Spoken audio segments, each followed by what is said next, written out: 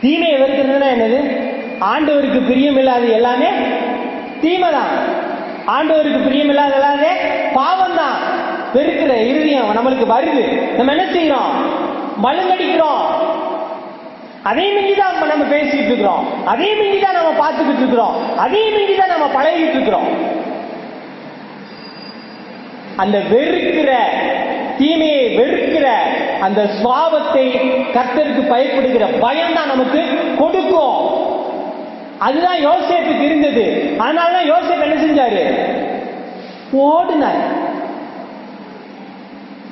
ஆடையை விட்டுட்டு ஓடினாரு. ஓட வைக்கும்.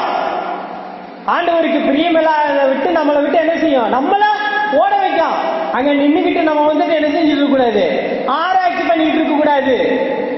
இதுல என்ன தப்பு, அதுல என்ன தப்புன்னு பேசிட்டு இருக்க கூடாது.